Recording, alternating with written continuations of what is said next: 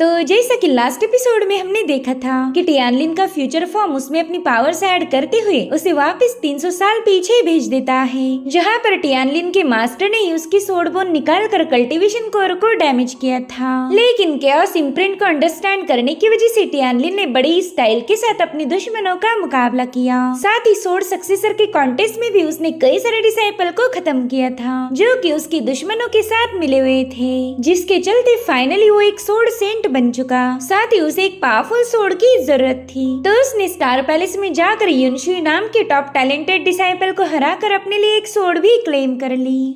अब आगे तो इस एपिसोड की शुरुआत उसी सीन से होती जहाँ पर युनशुई ने टियानलिन को अपना मास्टर मान लिया था।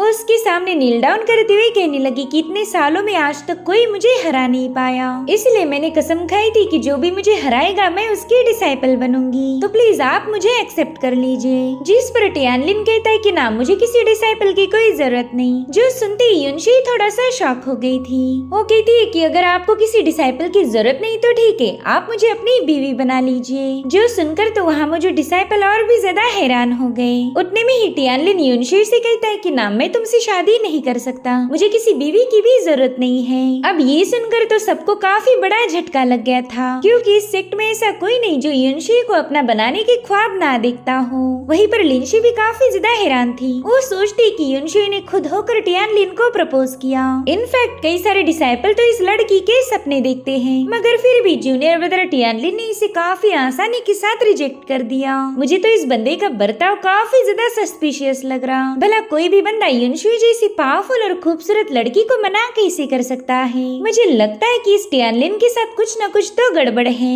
वहीं पर डिसाइपल आपस में डिस्कस कर रहे थे कि ये बंदा तो एक नंबर का घमंडी निकला, इसने हमारी सोड फेरी का दिल तोड़ दिया। वहीं पर युनशुई ने सीधे टियानलिन का रास्ता रोक लिया। उससे पूछती कि बताए, क्या आपको मेरी उम्र ज्यादा लगती है? जिस पर टियानलिन कह रहा था ना, ऐसा तो बिल्कुल नहीं है। तो फिर युनशुई ने सीधे उससे सवाल पूछा, फिर तुम मुझे रिजेक्ट क्यों कर रहे हो? जिस पर टियानलिन जवाब देते हुए कहने लगा कि मैंने तुम्हें रिजेक्ट इसलिए किया क्योंकि मुझे किसी और से प्यार है, उसके अलावा मैं किसी और के बारे में सोच भी नहीं सकता। मगर युनशुई को उसकी बातों पर यकीन नहीं होता। उसे लगता है कि शायद ये बंदा उससे झूठ बोल रहा। इधर एक डिसाइपल तो युनशुई को मायूस देखकर काफी ज्यादा गुस्सा हो गया। वो अपने दोस्तों से कह रहा था कि मैं इस टियानलिन को खत्म कर दूंगा। आखिर इसकी इतनी हिम्मत कैसे हुई कि ये मेरी गॉड इसका दिल तोड़ दे। वहीं दूसरी तरफ एक एल्डर ने तो शादी के खर्चे का हिसाब जोड़ना शुरू किया था। वो कहते हैं कि अगर सोड सेंट टियानलिन इस साल शादी करेगा तो हमारे पास उतना बजट ही नहीं है कि इसकी धूमधाम के साथ शादी कराए। वहीं पर लिनशी टियानलिन से धीरे से पूछने लगी कि भाई, क्या तुम्हारी बॉडी में कोई प्रॉब्लम है? मुझे तो अब तुम्हारे मर्द होने पर डाउट हो रहा है। भला तुम इतनी खूबसूरत लड़की को मना कैसे कर सकते हो? जिस पर वो कह रहा था, सीनियर यू फालतू की बातें मत करो, मुझ में कोई प्रॉब्लम नहीं है। इधर युनशुई को ये रिजेक्शन काफी ज्यादा खल रहा था, इसलिए वो कहती है, टियानलिन मैं तुम्हारी उपस्त्री बनने के लिए भी तैयार हूँ। गाइस, उपस्त्री यानी कि मिस्ट्रेस, इसका सीधा मतलब ये होगा कि टियानलिन को युनशुई के साथ शादी करने की कोई जरूरत नहीं, मगर फिर भी वो युनशुई पर अपना हक जमा सकता है।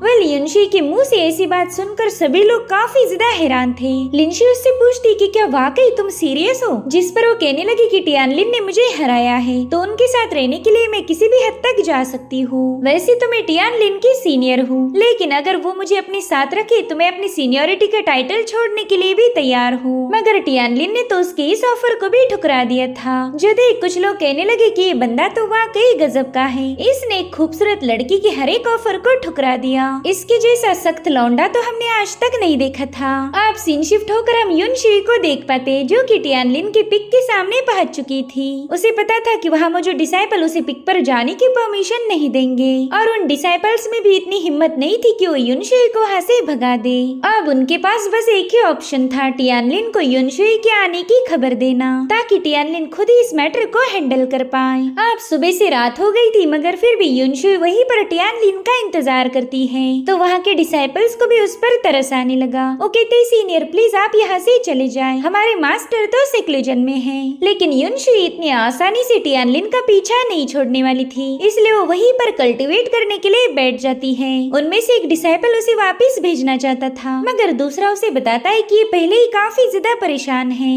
हमने इन्हें उन्हीं के हाल पर छोड़ देना चाहिए। जब हमारे मास्टर इनका रिस्पॉन्स नहीं देंगे तब वो कुछ ही दिनों में खुद ब खुद यहाँ से चली जाएंगी। अब ऐसे ही कई दिन बीत गए। दिन हफ्तों में और हफ्ते महीनों में बदलते रहे, लेकिन युनशुई अभी भी टियानलिन का इंतजार कर रही थी। वहीं दूसरी तरफ हम टियानलिन को देख पाते हैं, जो कि काफी लंबे अरसे के बाद कल्टीवेशन से बाहर आ चुका था। लेकिन सेक्लूजन से बाहर आते ही वो अपने एक आर्टिफैक्ट को चेक करता है और उस आर्टिफैक्ट को देखते ही उसे पता चला कि उसकी लिन फैमिली खतरे में है। उनके साथ कुछ तो हुआ था जिसके बारे में टियानलिन को कोई आइडिया नहीं, इसलिए वो डिसाइड करता है कि वो जल्दी से जाकर अपनी फैमिली को चेक करेगा। साथ ही साथ उसका सर्वेंट उसे एक और शॉकिंग खबर सुनाता है। वो टियानलिन को बता रहा था कि दरअसल युनशुई हमारे सेक्ट के टॉप 10 डिसाइपल्स में से एक है, लेकिन उसने अपनी कोर डिसाइपल की पोजीशन को रिजाइन कर दिया। साथ ही स्काईफाई पिक पर जो उसका रेसिडेंस था उसने उसे भी छोड़ दिया। वो कई महीनों से हमारे सोर्ड सेंट पिक पर कल्टीवेट कर रही है, इस उम्मीद में कि आप उसे एक्सेप्ट करोगे। हमने उसे कई दफे यहाँ से जाने के लिए बोला था, लेकिन उसने हमारी एक न सुनी। वेल, हमें तो बस अब आपके सेक्लूजन से बाहर आने का इंतजार था।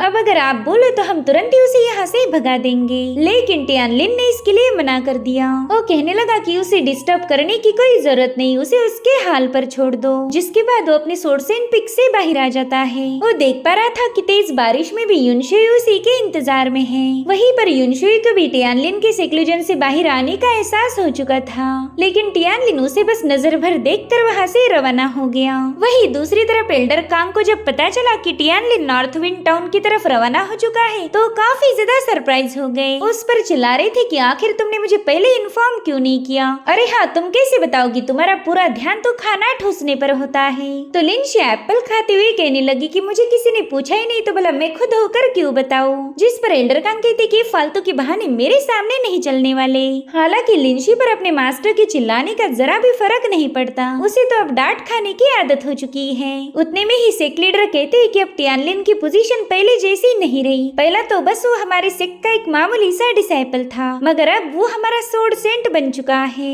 उसकी इस बढ़ती हुई पोजीशन के साथ साथ उसके दुश्मन भी काफी ज्यादा बढ़ चुके होंगे। अगर ऐसे में चिंगजाओ टेरिटरी में उस पर किसी ने हमला किया तो हमारे सोर्ड गॉड सेक्ट की इज्जत मिट्टी में मिल जाएगी, और हमारे सेक्ट पर कोई उंगली उठाए ये बात मैं जरा भी बर्दाश्त नहीं कर सकता। जिस पर लिंशी कहती चलो ठीक है, मैं ही टियानलिन के साथ जाती हूँ। अगर रास्ते में कोई उस पर हमला करे तो मैं उसे प्रोटेक्ट करूंगी। जो सुनते एल्डर तुरंत ही टेबल पर कूदकर उससे कहने लगे कि अभी के अभी यहाँ से दफा हो जाओ, तुम्हें फटाफट से टियानलिन के पास जाना होगा वरना तुम्हारा खाना पीना बंद कर दूंगा। जो सुनते ही लिंशी भारी दिल से अपना एप्पल फेंक कर वहाँ से रवाना हो गई, मगर उसे टियानलिन के पास जाने की जरा भी जल्दी नहीं थी। उसका स्पीड देखकर सेक्ट लीडर एल्डर कांग से कहने लगी कि ये बंदी तो एक नंबर की बेवकूफ है। अगर इसे कोई भी काम अर्जेंट करने के लिए बोला जाए तो ये जानबूझकर उसमें देरी करेगी। हम इस बेवकूफ के भरोसे टियानलिन को नहीं छोड़ सकते। मेरे ख्याल से हमने कुछ एल्डर्स को भी टियानलिन के पीछे भेज देना चाहिए, लेकिन एल्डर कांग इसके लिए राजी नहीं थे। वो सेक्ट लीडर को समझाते कि टियानलिन बिना किसी को बताए अपनी फैमिली से मिलने गया है। अगर हमने कुछ एल्डर्स को उसके पीछे लगवा दिया तो ये बात पूरे सेक्ट को पता चल जाएगी, इसलिए हम बेवजह किसी दुश्मन को अलर्ट नहीं करेंगे। रही बात लिंशी की, तो वो अच्छे से जानती है कि टियानलिन हमारे सेक्ट का एक सोर्ड सेंट है, तो वो उसे किसी भी कीमत पर प्रोटेक्ट करेगी। अब सीन शिफ्ट होकर हम टियानलिन को देख पाते हैं, जो कि अपने स्पिरिचुअल बर्ड पर सवार होकर नॉर्थ विंड टाउन की तरफ रवाना हो चुका था। इस सफर में वो पुरानी सारी बातों को याद करने लगा। वो कहने लगा कि मेरी प्रीवियस लाइफ में स्टार पैलेस के टॉप डिसाइपल युनशुई नहीं बल्कि कोई और था। साथ ही अब मेरी लिन फैमिली भी खतरे में है। मेरी प्रीवियस लाइफ में तो ऐसा कोई इंसिडेंट नहीं हुआ था। मुझे तो ये समझ नहीं आ रहा कि यहाँ पर इतने सारे बदलाव क्यों हो रहे हैं। कहीं इसमें मेरा रीबर्थ होना इन्वॉल्व तो नहीं है। सो गाइस, सिंपल वर्ड में बताया जाए तो टियानलिन के साथ जो कुछ भी हो रहा था वो उसकी प्रीवियस लाइफ में नहीं हुआ। यहाँ पर एक नई कहानी रची जा रही थी। टियानलिन को शक था कि इसका कनेक्शन उसके रीबर्थ या फिर डाउ ऑफ हेवन से हो सकता है। उसे लगता है कि शायद डाउ ऑफ हेवन ही उसके प्रेजेंट को मैनिपुलेट करते हुए उसकी फ्यूचर को बदलने की फिराक में है, और उतने में उसे काफी स्ट्रॉन्ग ब्लड एसेंस की स्मेल आती है। तो टियानलिन जल्दी से उस स्मेल को फॉलो करते हुए नीचे की तरफ जाने लगा। दरअसल उस वैली में लिन फैमिली के लोगों पर अटैक हुआ था, जिसमें उनके कई सारे फैमिली मेंबर मेंबर्स मारे गए। साथ ही साथ टियानलिन का कजिन युनलिन भी बुरी तरह से घायल हो चुका था। वो अपने दुश्मनों से कहता है कि मेरा भाई एक हेवनली स्वॉर्ड सेंट बन चुका है। जैसे उसे पता चलेगा कि तुमने हमारे कई सारे फैमिली मेंबर्स का कत्ल किया, वो जरूर से तुमसे बदला लेगा। दरअसल इन लोगों पर लियो फैमिली की एक यंग लेडी ने अटैक करवाया था। वो युनलिन से कहती है कि तुम्हारे भाई का तो मैं बेसब्री से इंतजार कर रही हूँ। मैं तो चाहती हूँ कि वो जल्दी से कल्टीवेशन से बाहर आ जाए। जितनी जल्दी वो हमसे रिवेंज लेने आएगा उतनी ही जल्दी मैं उसके साथ हिसाब बराबर कर सकती हूँ। अब ये मत सोचना कि मुझे तुम्हारे भाई टियानलिन से डर लगता है। उसकी बातें सुनकर युनलिन को काफी ज्यादा गुस्सा आ रहा था। उससे कहता है कि शुक्र मनाओ टियानलोंग कल्ट तुम्हारा सपोर्ट कर रहा, वरना तुम में इतनी हिम्मत कहाँ कि तुम मेरे भाई का मुकाबला कर पाओ। तुम्हारी लियो फैमिली में ऐसा कोई शख्स नहीं जो मेरे भाई का मुकाबला कर सके। उसकी बातें सुनकर वो बंदी काफी ज्यादा हंसने लगी। साथ ही साथ उसका आशिक उसे अपनी बाहों में खींचते हुए कहने लगा कि इन लोगों के मुंह लगने की जरूरत नहीं है। अगर हम इन्हें आसानी के साथ मार सकते हैं तो भला इनके साथ बातें करके वक्त जाया करने की क्या जरूरत। पहला हम इन्हें खत्म कर देंगे और जब इनका भाई सेक्लूजन से बाहर आएगा तब उससे भी निपटने के लिए हमें ज्यादा वक्त नहीं लगने वाला। जिसके बाद वो दोनों मिलकर अपने चमचों को लिन फैमिली के लोगों पर हमला करने का हुक्म देते हैं। उन लोगों के अटैक को डॉज करने का युनलिन के पास वक्त नहीं था। इनफैक्ट ऐसा लगता है कि मानो उसने हार मान ली हो। अब इससे पहले कि वो बंदा युनलिन पर हमला कर पाए वहाँ पर एक सोर्ड आ जाती है जिसने अपनी डिवाइन पावर को रिलीज करते हुए इन सभी असासिन्स को काफी पीछे पुश कर दिया। उस पावरफुल सोर्ड को देखकर तो उन सभी लोगों के होश उड़ गए। उस अमेजिंग सोर्ड से काफी तेज ऑरा रिलीज हो रही थी। लेकिन तभी उनमें से एक बंदा कहने लगा कि ये तो एक मामूली सी ब्रोकन सोर्ड है।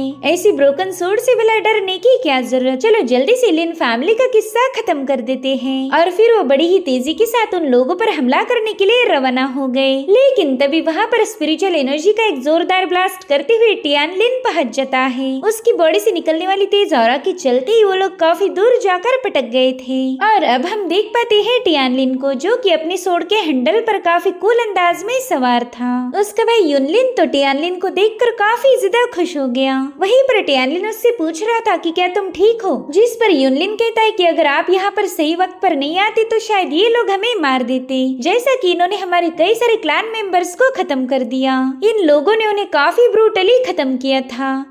जिस पर टियानलिन कहने लगा कि अब मैं आ चुका हूँ, अब देखते हैं कौन मेरे क्लैन मेंबर्स को हाथ लगाएगा। और तभी लियो फैमिली की बंदी सामने आते हुए टियानलिन से कहने लगी कि ठीक 2 सालों बाद हमारी मुलाकात हुई है, लेकिन इन 2 सालों में तुम जरा भी नहीं बदले। पहले भी तुम घमंडी थे और आज भी वैसे ही हो। उतने में ही टियानलिन की नजर एक कैरेज पर गई जिसमें कई सारे लोगों को ब्रूटली खत्म किया गया था। तो टियानलिन उस बंदी से पूछता है कि क्या तुम्ही ने इन लोगों को मारा है, जिस पर वो स्माइल करते हुए कहने लगी कि हाँ, शायद हो सकता है ये भी मेरे ही हाथों मारे गए हो। वेल, मैंने तो तुम्हारे क्लैन के इतने सारे लोगों को मारा है कि अब मैं गिनती ही भूल चुकी हूँ। और पता है इसके पीछे जिम्मेदार कौन है? वो तुम हो। 2 साल पहले मेरे फादर मेरा रिश्ता लेकर तुम्हारे घर आए थे, लेकिन तुमने मेरी तरफ कभी आंख उठाकर भी नहीं देखा। हमारी शादी होने वाली थी, लेकिन फिर भी तुमने मुझे काफी बुरी तरह से ट्रीट किया। उस अपमान को मैं आज तक भूल नहीं पाई। तो अब उस ह्यूमिलिएशन का बदला तुम्हारी पूरी लिन फैमिली को चुकाना होगा। जिस पर टियानलिन कहता है कि रिस्पेक्ट की बातें तुम्हारे मुंह से जरा भी अच्छी नहीं लगती। मुझे अच्छे से याद है कि सिर्फ 2 एज रिवर्सिंग पिल के लिए तुमने खुद को यांग डोंग के हवाले कर दिया। सिर्फ 2 ब्यूटी पिल्स के लिए तुमने खुद की इज्जत का सौदा किया था। और फिर जब डोंग से तुम्हारा मन भर गया तो तुमने मेरे घर शादी का रिश्ता भेज दिया। टियानलिन की बातें सुनकर वो काफी ज्यादा भड़क गई थी। वो कहती कि मुझ पर झूठे इल्जाम मत लगाओ। और फिर वो अपसेट होने का नाटक करते हुए अपने नए आशिक वांग के पास चली जाती है। उससे कहती मेरी जान, मैंने ऐसा कुछ नहीं किया, लेकिन ये बंदा मुझ पर झूठे इल्जाम लगा रहा है। मैं बिल्कुल नहीं चाहती कि तुम इसकी बातें सुनकर मुझ पर शक करो। वहीं पर वांग तो इस बंदी की प्यार में पूरी तरह से लट्टू था, इसलिए वो टियानलिन से कहता है कि तुम मेरी लेडी की इज्जत उछाल नहीं सकते। अगर तुम उसकी इंसल्ट करोगे यानी तुम मेरी भी इंसल्ट कर रहे हो, और ये मैं बिल्कुल बर्दाश्त नहीं करूंगा। मैं अच्छे से जानता हूँ कि तुम सोर्ड गॉड सेक्ट के एक हेवनली सेंट बन चुके हो, लेकिन इसका मतलब ये तो नहीं कि तुम किसी की इज्जत पर कीचड़ उछालो, वरना मैं ये बात भूल जाऊंगा कि तुम हेवनली सेंट हो। तुम्हें भी इसकी कीमत चुकानी होगी। जिस पर टियानलिन कहने लगा कि तुम्हारी गर्लफ्रेंड की बेइज्जती करना यानी कि तुम्हारी भी बेइज्जती है। तो अगर उस हिसाब से देखा जाए तो जो करेगी उसमें तुम भी शामिल हो, यानी कि यांग डोंग 2 पिल्स के बदले जैसे उसके साथ सोया था वैसे ही वो तुम्हारे साथ भी सोया होगा। अरे यार, मुझे लगा नहीं था तुम्हें मर्दों में दिलचस्पी है। उसकी बातें सुनकर वांग को काफी ज्यादा गुस्सा आ रहा था, इसलिए वो तुरंत ही अपने जूनियर ज़ैंग यू को हुक्म देता है कि जाओ जाकर इसे खत्म कर दो, इसने मुझे काफी ज्यादा बेइज्जत किया है। तो ज़ैंग यू भी तुरंत ही टियानलिन पर अटैक करने के लिए रेडी हो गया और टियानलिन से कह रहा था, बच्चे मेरी सोड काफी ज्यादा शार्प है, तो इस बात की मैं गारंटी देता हूँ कि मरते वक्त तुम्हें जरा भी दर्द महसूस नहीं होगा। इनफैक्ट तुम्हें कुछ फील होने से पहले ही तुम जहन्नुम में पहुंच जाओगे। और अब वो अपनी सोड लेकर टियानलिन पर हमला करने उसके करीब पहुंच गया, मगर यहाँ पर टियानलिन ने बस अपनी फिंगर से ही उसके अटैक को रोक लिया था और फिर उसने बस अपनी फिंगर को मूव करते हुए अपनी सोड एनर्जी रिलीज करके उस बंदे को खत्म कर दिया। ये सब देखकर तो टियानलोंग क्लैन के लोग काफी ज्यादा सरप्राइज थे। वो पैनिक होकर कह रहे थे कि टियानलिन ने तो इस बंदे को बिना सोड के ही खत्म कर दिया। इसकी सोड एनर्जी तो काफी ज्यादा भयानक है, लेकिन कोई भी बंदा अपनी सोड को ड्रॉ करने के बाद ही उसकी एनर्जी को रिलीज कर सकता है। हालांकि इसने तो अपनी तलवार को मैन से बाहर भी नहीं निकाला था, जरूर से कोई और इसकी हेल्प कर रहा होगा। जिस पर टियानलिन कह रहा था कि तुम लोग तो बस नाम के लिए तलवारबाज हो, असली तलवारबाज क्या होता है ये मैं तुम्हें अभी दिखाऊंगा। और इसी के साथ एपिसोड यहीं पर एंड हो जाता है। Thank you so much for watching, bye bye, take care.